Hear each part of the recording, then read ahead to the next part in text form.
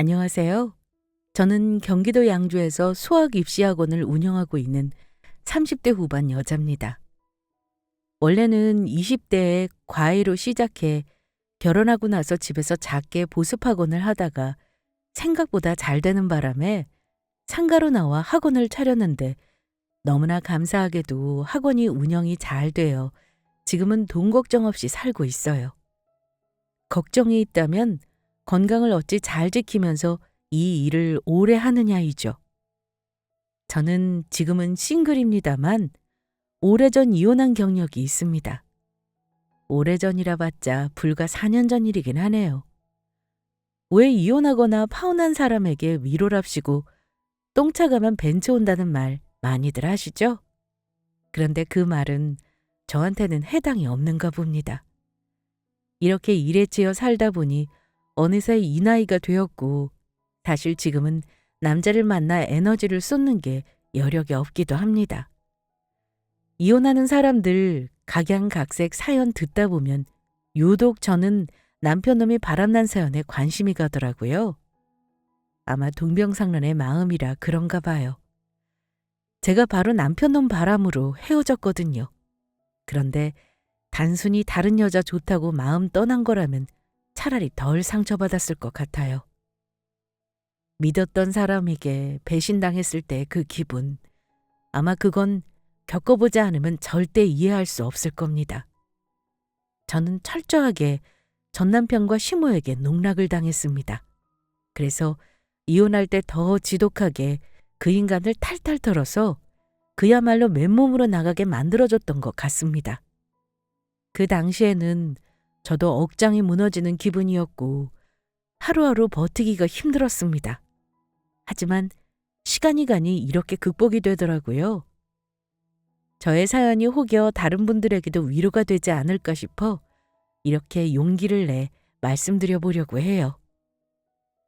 미리 말씀드리지만 남에게 상처 주고 몹쓸 짓 한 사람은 절대 잘 살 수 없다는 걸 염두에 두시고 저의 사연을 들어주시기 바랍니다. 이제는 전 남편이지만 편의상 남편이라 칭하겠습니다. 남편과 제가 결혼할 때 솔직히 말하면 저는 그다지 환영받지 못하는 며느리였습니다. 저는 엄마가 일찍 돌아가셨고 아빠와 남동생 이렇게 세 식구가 가족의 전부였어요. 아빠는 식당을 하셨는데 사실 말이 좋아 식당 주인이지. 사실 영세한 식당들이 큰 돈은 못 버는 거 아실 겁니다. 힘들게 저와 동생 대학 공부 다 시켜주셨지만 저는 늘 돈에 대한 압박이 있었어요. 그래서 학교 다닐 때도 알바나 과외를 쉬어본 적이 없습니다.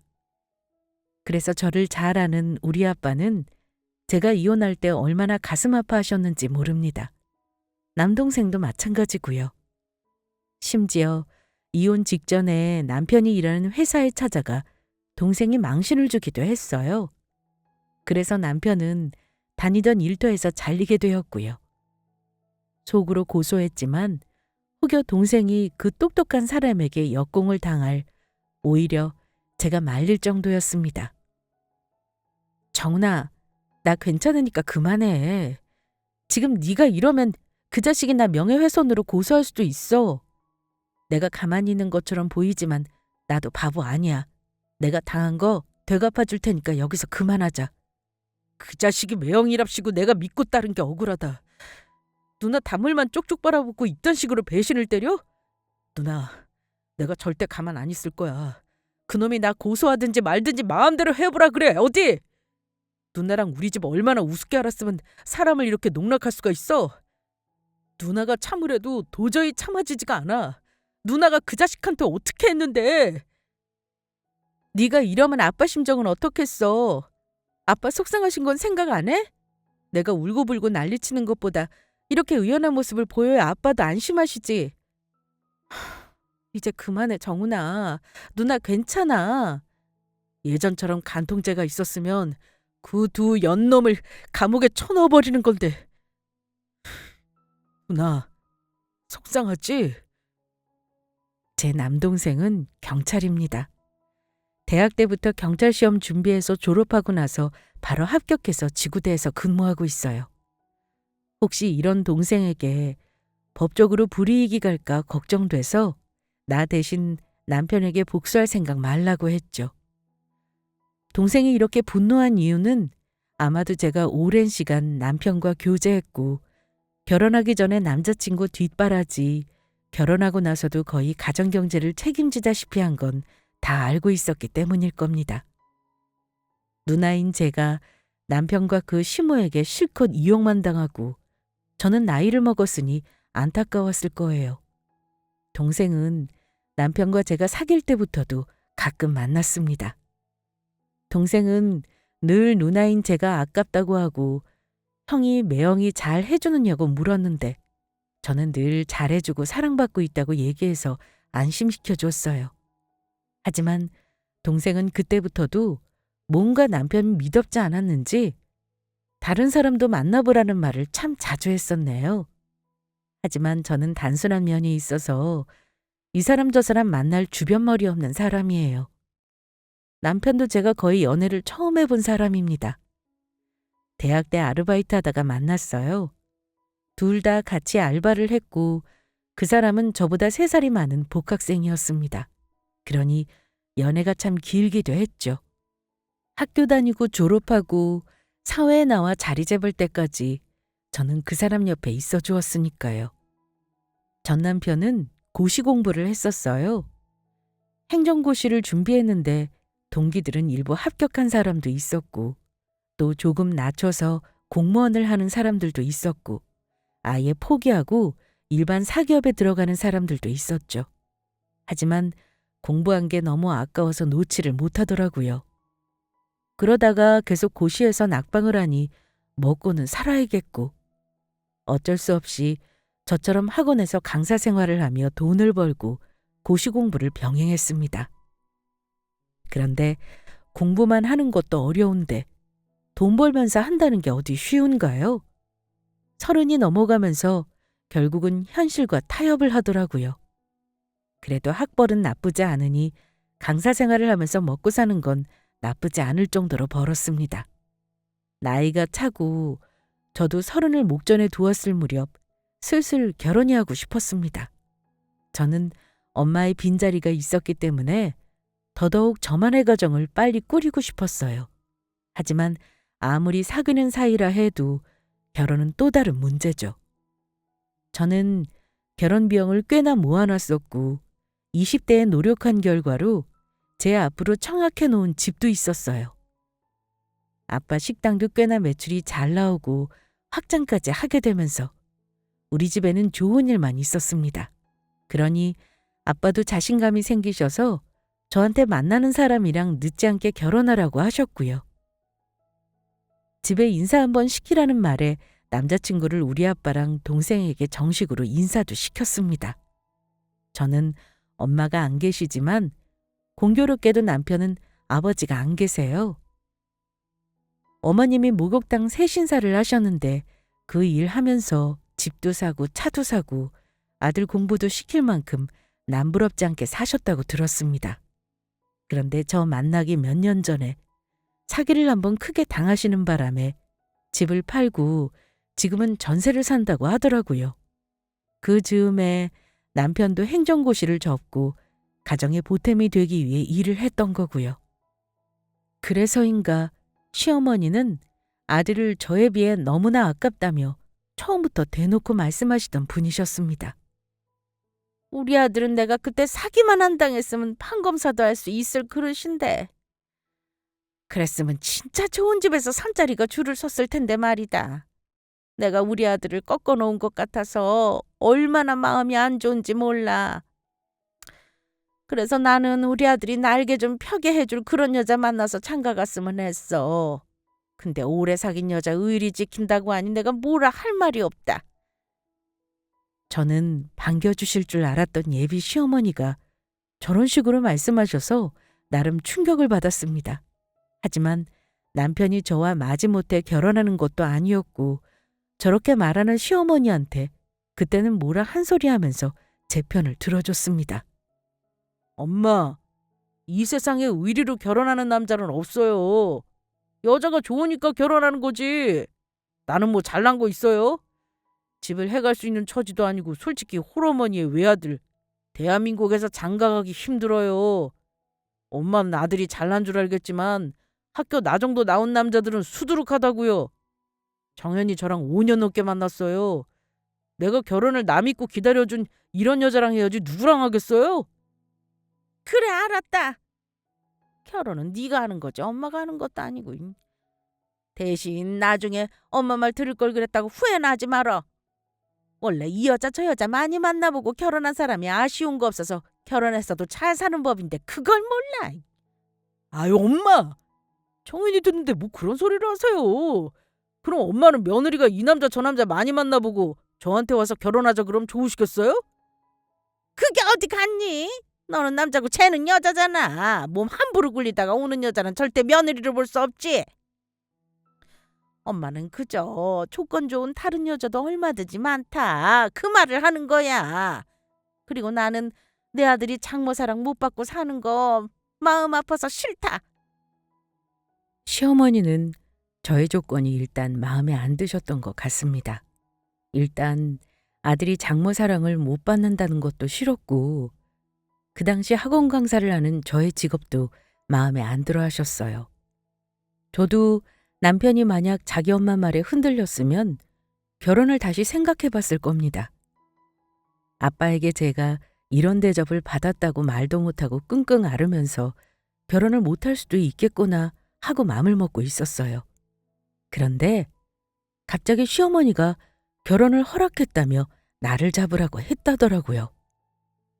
우리 엄마가 상견례 잡기 전에 대충 결혼 날부터 정하자고 하시네. 그때 말을 그렇게 했어도 우리 엄마도 사람 보는 눈이 있으니까 너 괜찮은 여자인 줄 알아보신 거지. 그렇잖아. 너 나이 있는 집 있는 여자가 뭐 흔하겠어? 엄마가 너 생긴 것 같지 않게 야무지다고 놀라시더라. 너 알다시피 나는 엄마 도움 기대 못하는데 엄마도 현실 받아들이신 거지 뭐. 뭔가 딱히 기분 좋은 허락은 아니었지만 저는 그렇게 해서 남편과 결혼까지 하게 되었습니다. 결혼이라는 게 남들은 준비하는 도중에 뜻이 안 맞아서 파혼하는 경우 꽤나 많다고 알아요. 하지만 저는 이 사람과 결혼과 이혼이 운명이었던 건지 결혼할 때는 딱히 큰 걸림돌은 없었습니다. 집도 제 앞으로 진작에 해놓은 게 있었고 남편이 모은 조금의 돈도 혼수랑 살림 다 드렸고 결혼 비용도 그다지 많이 들지 않았어요. 양가 모두 일가 친척이 많지도 않았거니와 하객도 그리 많지 않았거든요.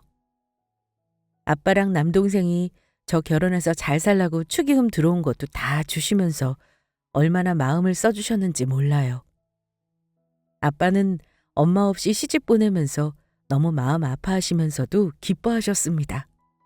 그리고 남편에게도 꼭 저 행복하게 해주고 잘 살라고 당부하셨고요. 저에게 인생 최고의 날은 그날, 딱 결혼식 날 하루였습니다. 슬프게도 결혼하고 나서 신혼여행을 다녀오니 마치 꿈에서 깨라는 듯이 결혼 생활이 그리 녹록지만은 않았어요. 다들 사는 거 거기서 거기이니 아실 겁니다. 싸우는 날이 있으면 좋은 날도 있고 부부싸움 칼로 물베기라는 말처럼 심하게 싸워도 또 금방 화해하고 넘어가곤 했어요. 하지만 부부 둘만의 문제로 사이가 틀어지는 것만은 아니더라고요. 저는 결혼 초반부터 시어머니 때문에 참 심적으로 고생을 많이 했거든요. 결혼할 때 주변에서도 홀 시어머니 만만치 않을 거다. 아들을 사이에 놓고 며느리랑 기싸움할 거다 말들이 많았던지라 어느 정도 각오는 하고 있었지만 어머니가 생각보다 제 기준선을 넘는 일이 많았습니다. 시어머니는 자기 아들 결혼할 때 뭐 하나 해준 것도 없는 분이에요. 그런데 결혼해서 아들을 저에게 빼앗겼다면서 저를 얼마나 닥달하셨는지 모릅니다. 하필 시댁도 가까운 거리라 어머니는 주말마다 아들과 저에게 전화를 하시면서 무슨 일만 있으면 우리가 당신을 혼자 내팽개쳐 놓는다 하시면서 눈물을 보이셨습니다. 문제는 결혼하고 나서 남자들이 효자가 되더라고요. 그전에는 싫은 소리도 자기 엄마에게 곧잘하던 사람이 결혼하고 나니까 자기 엄마가 불쌍하다나요? 어디 단둘이 가서 맛있는 걸 먹어도 여기 다음에 엄마 모시고 오자. 우리만 먹으니까 엄마한테 괜히 미안하네. 이렇게 말을 해서 목구멍으로 음식이 넘어가지도 않게 만들고 1년 중 딱 한 번 여행이 가능한 방학 때도 같이 해외를 좀 가자고 하면 우리 엄마는 여태껏 비행기 타도 여행 가보신 적도 없는데 우리만 어떻게 다녀오냐? 엄마가 엄청 서운해하실 거야. 이런 식으로 제 기분을 식어버리게 만들었습니다. 게다가 시어머니를 만나도 저는 결코 마음이 편하지 않았어요. 이유인즉슨 시어머니는 꼭 저를 만나면 다른 집 며느리는 어떻다 비교를 하셨기 때문입니다. 내가 너 또래보다 야무지고 집까지 있다는 소리에 우리 아들이랑 결혼을 시켰다만 지금 보니까 그럴 필요도 없었겠다 싶어. 우리 아들 정도면 집이 아니라 차까지 해올 여자들 많았을 텐데 말이지. 나 아는 친구는 아들놈은 글쎄 학교도 변변찮고 전문대 나와 카센터 하는데 약사 며느리를 봤다지 뭐니? 그 집은 약사 며느리 볼 만큼 집이 부자인가 보죠. 아들한테 카센터도 차려줄 정도면요. 어머니 잘 모르시겠지만 자동차 정비소 돈 약사보다 많이 벌어요. 몇 번 참다가 저도 기분 나빠서 한마디 하면 꼭 제 직업을 물고 늘어지시면서 한마디 하셨습니다. 그래도 버젓이 자랑할 만한 직장이 있다는 게 어디냐. 나는 어디 가서 우리 며느리 뭐 한다고 말을 못해. 이렇게 집에서 애들이나 가르치는 게 이게 일이냐? 어머니, 그래도 제가 오빠보다 더 수입이 좋은걸요? 그런 식으로 말씀하시면 저 기분 나쁘네요. 지금까지 어머니 드리는 용돈이며 남편 공부하는 데 들어가는 돈 다 제가 지원해주고 있는 거 아시잖아요. 아무튼 말이 그렇다는 거다. 뭐 돈을 잘 번다니 내가 할 말은 없다만 어쨌든 우리 아들이 나중에 시험 합격하면 너보다 훨씬 잘 벌 텐데 지금 투자한다고 생각해. 우리 아들 덕 보고 살 텐데 이 정도 뒷바라지하는 거 억울하다 생각하지 말어. 제가 결혼하고 나서 강사 생활이 너무 지치고 힘들어 입주한 아파트에서 큰맘 먹고 교습소를 시작했는데 어머니는 그걸 영 일이라고 생각지 않으시더라고요. 집에서 하는 일이 무슨 일이냐면서요. 그런데 뭐 모르시는 소리였죠. 남편이 결혼하고 나서 갑자기 무슨 바람이 들었는지 공부를 다시 시작하겠다고 하는 바람에 저는 졸지에 집안의 가장 노릇을 떠안게 되었습니다. 우리 부부는 아직 아이 계획도 없었고 저도 남편 공부한 이력이 아깝다고 생각하고 있었던 터라 한 번 더 지원해주기로 마음먹은 거고요. 저는 남편이 언젠가는 붙을 거라고 믿었습니다. 하지만 공부는 다 때가 있는 법이라는 말이 괜히 있는 게 아니더라고요.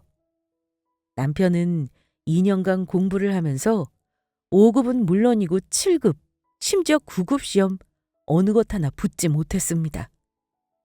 그때는 자기도 저에게 면목이 없었는지 더 하겠다는 말을 안 하더라고요. 한동안 술로 지내더니만 다시 저에게 일을 시작하겠다고 하길래 저는 말없이 그러라고 했습니다. 결혼해서 근 3년간 남편은 거의 제 덕에 먹고 산 거나 다름없었어요.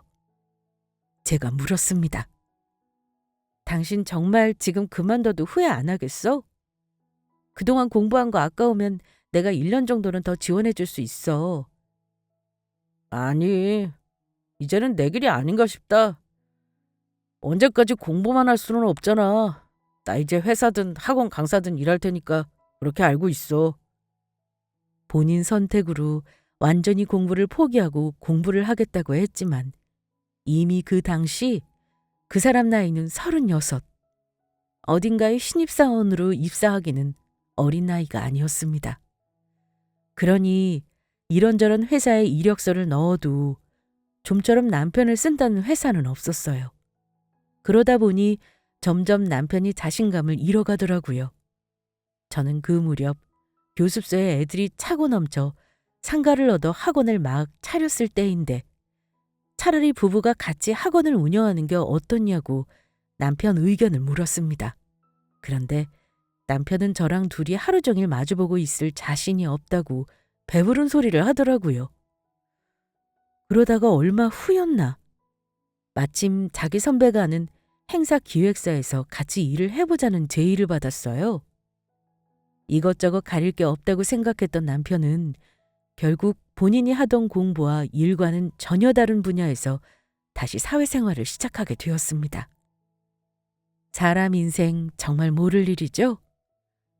판검사 되고도 남았을 거라는 아들이 결국 꺾인 모습을 보자 시어머니는 마음 아파하시면서도 저에게 당부 아닌 당부를 하시더라고요.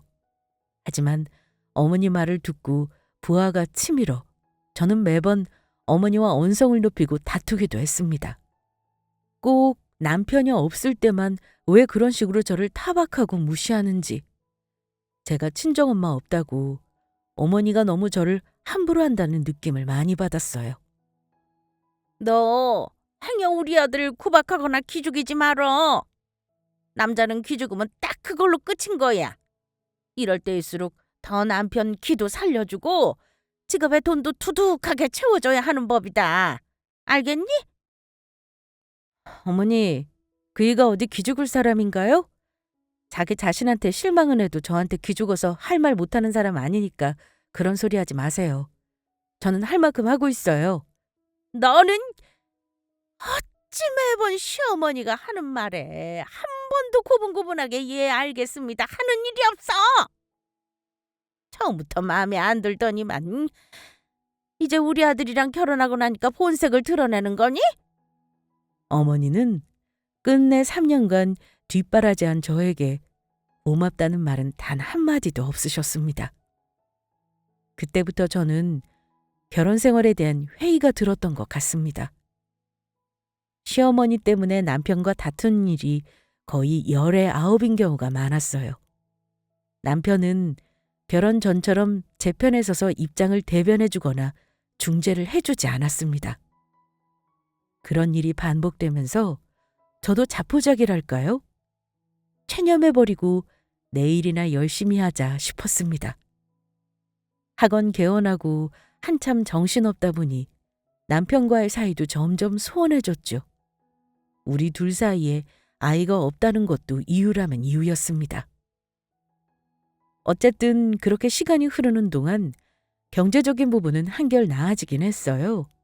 적어도 남편 본인이 쓰는 돈은 본인이 벌긴 했습니다.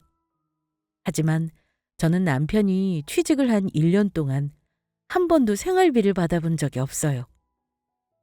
솔직히 말해 저는 학원을 차리고 나서 초대박까지는 아니고 중박은 친 상태라 집에서 교습소를 할 때보다 거의 서너 배의 순이익을 보고 있던 때였습니다.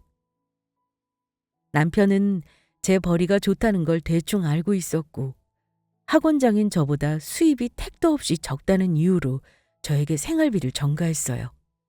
심지어 시어머니 여행비나 용돈 드리는 것도 제 돈으로 하는 일이 다반사였죠. 어느 순간부터 남편은 저와 같이 방을 쓰지도 않았고 주말에 제가 애들 시험 준비로 나가야 할 때는 자기도 일 때문에 나가야 한다며 거의 각자 생활을 했던 것 같아요. 저는 남편과 거의 시간을 보내지 않았지만 가끔 친구들을 만나 사는 얘기를 하곤 했는데요. 다들 기혼자였던 친구들이 남편 단속 잘하라는 얘기들을 많이 했어요. 꼭 우리 남편을 지칭하는 건 아니었고 누구네 남편이 그렇게 애처가였는데 알고 보니 두 집 살림을 하고 있었다던가 또 누구는 남편이 결혼 전부터 내연녀가 있었는데 몰랐다던가 하는 얘기를 했는데요. 저한테 남편 얘기를 묻더니만 남편이 다니는 회사가 여자들과 굉장히 불륜이 많이 일어난다는 말을 하더라고요. 저는 기분이 상해서 우리 남편이 아무리 무심해도 그럴 사람은 아니라고 정색하고 말을 했죠. 그런데 친구들 중 하나가 이런 소리를 하더라고요. 정연아, 너 기분 나쁘라고 하는 소리가 아니고 결혼 전보다 네가 힘들게 사는 것 같아서 안타까워서 하는 소리야. 우리도 다들 바람 잘 날 없이 사는 거 매한가지 아니니? 오늘 너 얘기 듣다 보니까 남편이랑 사이가 너무 무심한 것 같아서 그래. 너 남자는 한시라도 관심을 끊는 순간 딴짓하는 동물이라는 거 모르는구나? 남편이라고 철석같이 믿지 말라는 거야. 친구 당부를 들으면서도 속으로는 우리 남편은 나에게 그럴 사람은 아니라며 남의 일처럼 생각했습니다. 하지만 얼마 후 제 인생이 완전히 바뀌게 된 사건이 생겼죠. 그때까지는 그럭저럭 남편과 결혼 생활을 잘하고 있다고 생각했던 저였습니다. 남편은 새로 취직한 회사에서 늘 바빴어요. 행사나 기획하는 일인데다 본인이 전혀 경험이 없는 일이어서 힘들다는 말을 자주 하기도 했죠. 그리고 지방에서 행사가 있으면 거의 며칠씩 출장을 하는 일도 잦았습니다. 출장이 잦다 보니 저도 어느 순간 남편이 연락이 없어도 바빠서 그런가 보다 하고 대수롭지 않게 생각했어요. 늘 먼 길로 출장 가기 전에 제가 짐을 챙겨주면서 운전 경력이 얼마 안 되는 남편에게 차 조심하라는 당부는 꼭 했었고요. 그러던 어느 주말, 그날도 남편은 큰 행사가 있다며 저에게 2박 3일의 출장을 남해로 다녀오겠다고 했습니다. 저는 평소와 다름없이 짐을 끓여주고 남편을 마중했고요. 그런데 남편이 출발한 지 2시간도 되지 않았을 때 뜻밖의 곳에서 전화가 걸려왔습니다. 모르는 전화라서 받을까 말까 하다가 전화를 받았는데 글쎄 남편이 엉뚱한 지방에서 사고를 당했다는 겁니다. 남편은 남해에 내려간다고 했는데 사고가 난 곳은 강원도 가는 고속도로였어요. 그 점이 좀 이상했지만 자초지종은 나중에 듣기로 하고 일단 너무 놀란 나머지 급하게 병원 응급실로 달려갔습니다. 남편이 너무 걱정되더라고요. 많이 다쳤으면 어쩌나 하고 다급하게 병원에 갔는데 천만다행히도 남편은 쇄골이 부러지고 갈비뼈가 골절되긴 했지만 큰 내상은 없다고 하더라고요. 하지만 급하게 쇄골 수술을 하느라 몸을 움직이지 못했습니다. 당신 어쩌다가 사고가 난 거야? 이만하길 천만다행이지. 설마 당신 졸음운전이라도 한 거야? 졸음운전이라니. 그냥 전방주시 탐안이지 뭐. 나 죽을 뻔했는데 이만하길 다행으로 생각하자 여보. 아유 죽겠다. 그나저나 큰일이네. 나 주말은 그렇다 치고 일주일 넘게 입원해야 한다는데 어쩌지? 그게 지금 문제야? 내가 학원 부원장님한테 맡기고 간병할 테니까 걱정하지 마. 당신은 얼른 회복할 생각이나 해. 뭐? 여보, 그럴 필요 없어. 당신 학원 비우면 애들 관리 엉망되고 나가는 원생 생기면 어쩌려고 그래. 그러지 말고 내가 엄마한테 부탁할게. 당신은 신경 쓰지 마. 어? 남편은 제가 간병하겠다는 말에 다소 오버스럽게 질색을 하며 굳이 자기 엄마를 부르겠다고 하는 겁니다. 이 사람이 왜 이러나 싶은 생각이 들면서도 어머니를 부르겠다고 하니 제가 굳이 말리지는 않았죠. 어머니는 아들 사고 소식을 듣자마자 불이 나게 달려오셔서는 눈물까지 찍어내며 마음 아파하시더라고요. 그 와중에 저를 타박하는 걸 잊지 않으셨습니다. 우리 아들이 돈 벌겠다고 그런 먼 거리 운전하다가 사고 난 거 맞지? 아이고 정말. 이러다 큰일 나겠다. 아이 너는 네 남편이 나가서 고생고생 일을 하는 거 불쌍하지도 않니? 너랑 만나고 나서 우리 아들은 모든 일이 왜 잘 풀리지를 않는다니? 응? 너는 이렇게 승승장구하는데 네가 우리 아들 앞길 막아서 이런 일이 일어나는 거 아니겠어? 말도 안 되는 이유를 갖다 붙이면서 저를 타박하셨지만 병원에서 큰 소리 내기 싫었던 저는 어머니 타박을 꾹 참았습니다. 아무튼 너는 병원에 올 필요 없다. 일주일 동안 내가 우리 아들 돌볼라니까 너는 신경 쓸 거 없어. 병원에 얼씬도 하지 말아라. 어머니, 아무리 그래도 덩치 큰 이 사람을 어머니가 혼자서 어떻게 감당하시려고요. 제가 교대해서 있을게요. 됐다. 호동을 아예 못하는 것도 아닌데 어려울 거 없어. 너는 돈이나 벌어라. 네가 잘하는 거 유일하게 돈 버는 일인데 무슨 간병이야. 저는 어머니 말을 듣고 더 대꾸하지 않았습니다. 어머니 고집을 다 아는데 저도 그쯤 되니 부하가 치밀어서요. 남편은 어머니가 말도 안 되는 이유를 대며 저를 타박하는 거 보면서도 아무 말 없이 자는 척만 하고 있더라고요. 어이가 없었던 저는 그 길로 병원을 나와버렸습니다. 그렇게 며칠을 지냈어요. 물론 남편에게 연락은 했습니다. 뭐 말로는 저한테 걱정하지 말라며 어머니가 잘 챙겨주시고 있다고, 저더러 절대 병원에 오지 말라고 하더라고요. 괜히 와봤자 어머니에게 타박만 들으니 나중에 퇴원할 때나 보자면서요.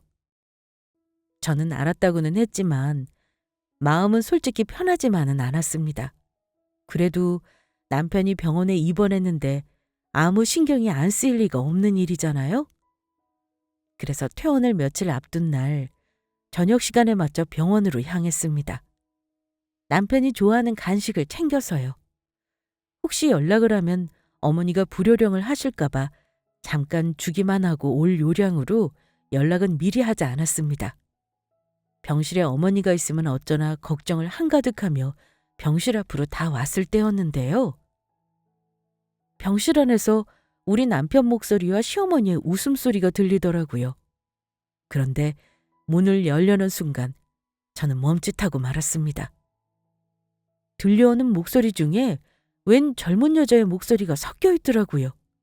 그런데 병실에서는 복도로 소리가 잘 들린다는 거 아실까요?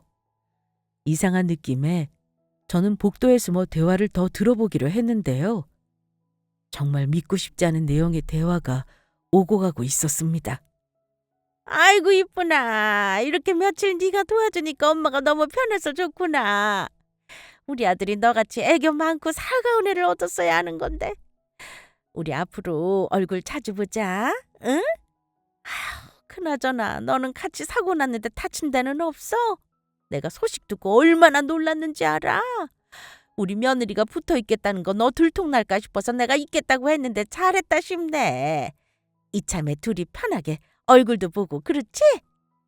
어머니, 저야 너무 감사드리죠 어머니. 근데 저도 오빠가 이혼도 안 했는데 만나는 거 사실 마음이 편치는 않아요. 빨리 정리하고 둘이 새 출발하자면서 그게 언제가 될지. 조금만 기다려. 우리는 애가 없어서 이혼은 마음만 먹으면 쉬어. 근데 혼인하고 3년은 넘어야 재산 분할이 가능하다잖아. 그래야 나도 마누라 돈 챙겨서 나올 거 아니야. 조금 시간 주면 내가 그 집도 공동명의로 돌리자고 할 거야. 그러니까 그때까지 조금 참자. 어? 알았어, 오빠. 나는 오빠만 믿을게. 우리 오빠가 나 신랑감 데려오면 같이 카페도 차려주겠다니까. 오빠는 그때까지 책 잡히지 말고 이혼 준비 철저하게 해야 해? 나도 얼른 뻣뻣한 며느리 말고 너랑 우리 아들이 알콩달콩 사는 거 기대하고 있으마.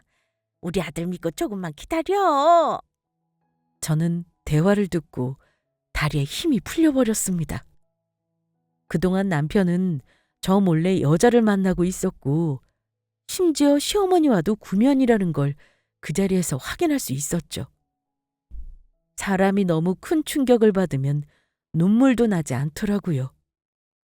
저는 그 후로 한참을 병실 복도 끝에서 남편 쪽 병실만 바라보고 있었습니다. 그제서야 어머니와 남편 놈이 저를 병원에 못 오게 한 이유가 뭔지 알겠더군요. 속은 제가 어찌나 바보같이 느껴지던지.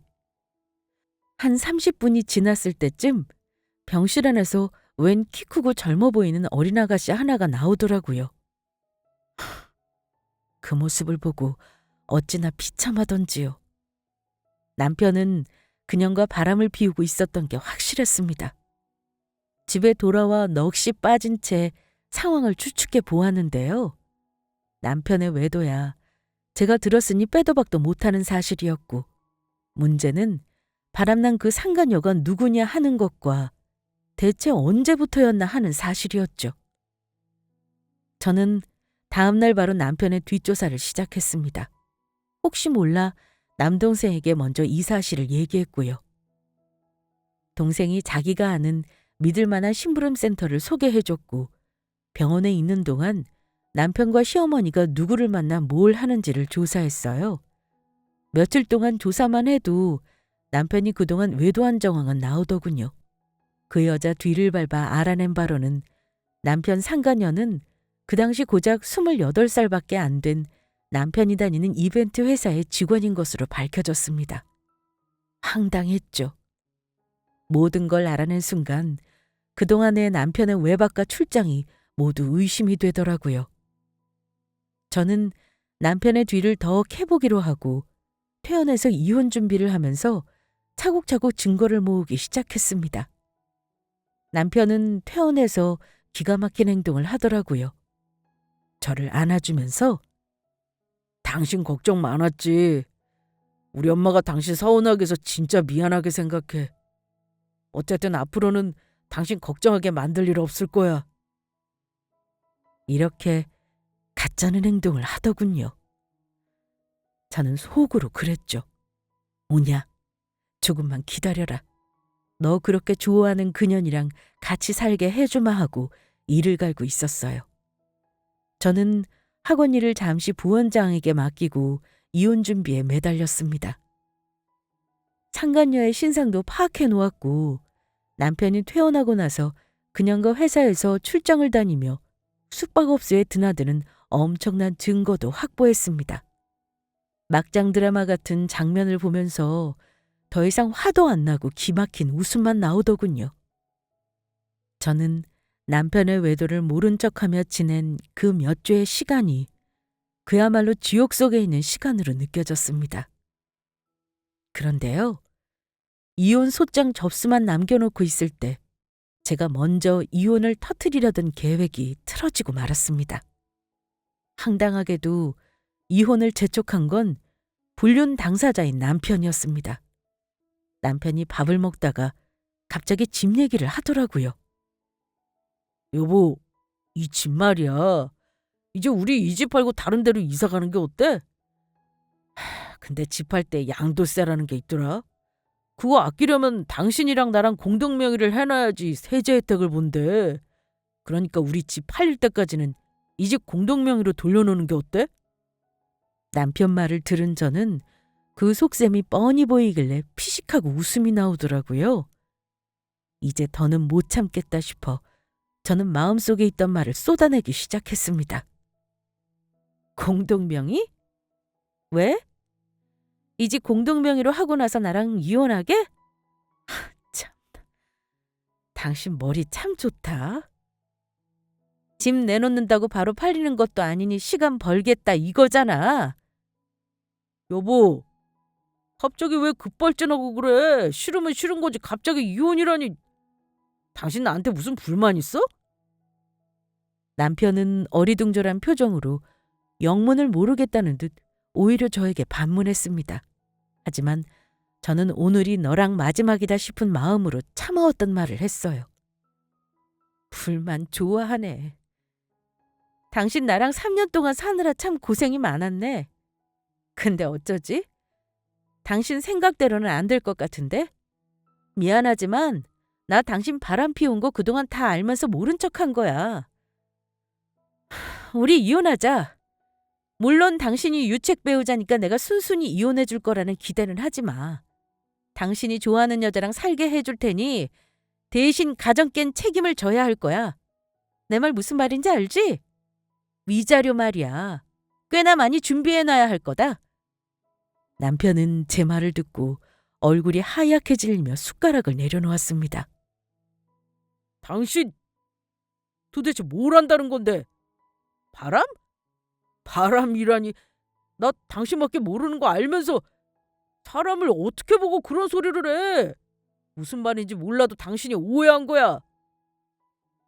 역시나 남편 놈은 처음에는 적극적으로 자기 행동을 부인하며 오리발을 내밀었습니다. 웃기지 마! 당신 선배 회사에서 같이 일하면서 거기서 여직원하고 처음부터 눈 맞은 거 나 다 알고 있어. 세상에 영원한 비밀 없는 거 몰라? 그리고 내가 이 말은 안 하려고 했는데 당신 병원에서 어머니랑 바람난 그년까지 불러서 시시덕거리고 놀던 거 내가 다 들었어. 그년이 병실에서 나가는 것도 내가 사진 찍어놨는데 당신이 직접 볼래? 어디 한 번 더 변명해봐.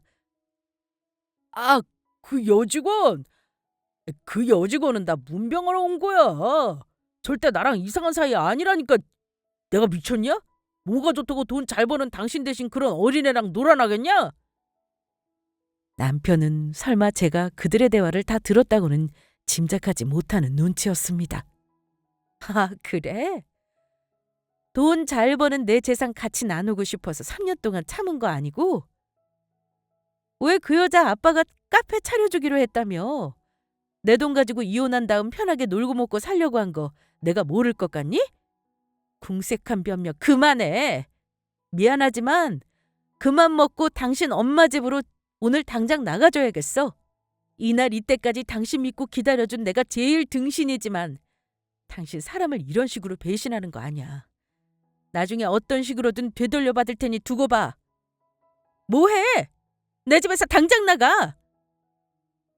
남편은 제가 집어던진 이호소장을 받아들고는 계획이 틀어져 버린 걸 알고 체념하는 모습이었습니다. 그리고는 재빨리 머리를 굴려 유리한 쪽을 계산하는가 싶더니만 바로 무릎을 꿇고 싹싹 빌더군요.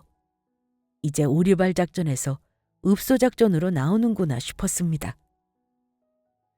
여보, 진짜 미안해. 내가 잘못했어. 집 명의 같이 하자고 한 거는 당신 말대로 하려던 게 절대 아니고 이제는 정말 그년이랑 정리했으니까 하자는 거였어. 내 말 믿어주라 여보. 제발, 제발 내가 이렇게 빌게. 나 절대 이혼은 못해. 지금 이혼하면 당신 계획이 다 틀어진다 싶어서 그러나 보지? 이제는 나 이용할 생각하지 말고 나 위자료 주고 이혼해서 그년이랑 잘 살아볼 고민이나 해봐. 그게 당신이 원하는 거잖아? 당장 내 집에서 나가. 아님 지금 경찰이라도 불러서 당신이 나 때렸다고 해볼까? 동생 부르면 지금 당장 올 텐데 내 동생 앞에서 망신 한번 당해볼래? 남편은 제 남동생이 경찰인 걸 아니 뜨끔하더라고요. 그날 남편은 자기 엄마 집으로 갔는지 상가녀 집으로 갔는지 알 수 없지만 집에서 나가서 저와 별거를 시작했습니다. 저는 그동안 준비한 대로 이혼 소송과 더불어 상가녀 소송을 진행했어요. 이혼 소송 과정이야 뭐 다들 아실 겁니다. 아무리 좋았던 부부라 해도 헤어질 때 곱게 헤어지는 사람 없는 거죠. 유책 배우자인 남편 놈은 저에게 위자료를 최소한으로 주기 위해 자기 현금 재산을 은닉하려고 했지만 재산 명시 신청까지 하니 별 수 없이 다 까발려졌습니다. 결혼 전 제가 형성했던 재산은 남편에겐 권리가 없었어요. 그리고 결혼해서 제가 시모에게 붙인 용돈, 남편에게 들어간 돈들이 더 많았고 생활비 주지 않았던 남편 놈은 제가 청구한 위자료 4천만 원을 고스란히 줘야 했습니다. 물론 남편에게 돌아가는 건 한 푼도 없었어요. 아직 우리나라 법이 유책 배우자에게는 관대하지 않다는 걸 이혼 소송 준비하는 분들에게 말씀드리고 싶네요. 저는 이혼하면서 위자료와 상간녀 소송 위자료 2천만 원까지 받고 그 썩을 놈의 집구석과 인연을 끝냈습니다. 시어머니요? 물론 가만히 있지 않았습니다. 지금은 차단했지만 그 당시 저에게 전화나 문자로 온갖 폐악질을 부렸어요. 남편을 바람 피우게 하는 게 여자 잘못인 거 모르냐? 네가 남편 간수 못해놓고 감히 내 아들을 내쫓아? 이혼만 해봐라. 내가 너 학원 망하게 할 줄 알아? 어디 한번 해보세요. 이것도 지금 협박인 거 아시죠? 어머니도 그년이랑 짝짝꿍이 아주 잘 맞는 것 같던데 어디 한번 사이좋은 고부지간으로 잘 지내보시죠. 화내면서 부들거리는 어머니에게 쏘아붙이고 그 아줌마 번호를 차단해버렸습니다. 자기 인생을 믿고 의지하려는 여자를 봉으로 알고 화수분처럼 퍼내서 거저먹으려고 한 데다 바람까지 피운 인간. 과연 어찌 되었을까요? 이혼하고 나서 그해 겨울 코로나가 터졌는데요. 아시죠? 코로나 터지면서 온갖 행사나 공연이 다 취소되었던 거요. 여행사니 이벤트 회사니 아마 망하는 곳 많았을 겁니다. 소식을 들었는데 남편 놈이 다니던 선배 회사는 코로나를 버티지 못하고 결국 망해버렸고, 남편 놈이야 뭐 그 후로 상간녀와 재결합했다는 소식 안 들리는 거 보면 아마도 두 연놈이 맺어지지 못한 것 같았습니다. 하긴 요새 여자들이 얼마나 영악한데 돈 없는 남자랑 같이 살려고 할까요? 저한테 상간녀 소송 걸리면서 조금이라도 정신을 차렸다면 그 인간이랑 결혼할 생각은 못했을 겁니다. 듣고 싶지 않았지만 최근에 들은 건데, 그 인간 어머니 집 보증금 빼서 학원 차렸다가 완전히 망해먹었다고 하더라고요. 하필 차려도 학원을 코로나 시국에 차리다니요. 저야 대응 잘해서 힘든 시기 잘 버티고 지금은 더 매출이 많아졌죠. 저는 남편이 저에게 몹쓸 짓 한 거 결국은 다 되돌려받았다고 생각하고 있답니다. 이제야 담담하게 제 이혼 사연을 얘기하니 남아있는 감정의 응어리가 정리되는 기분이 드네요. 구독자분들에게 도움되는 사연이었길 바라며 늘 가정이 행복하시길 바랄게요. 감사합니다.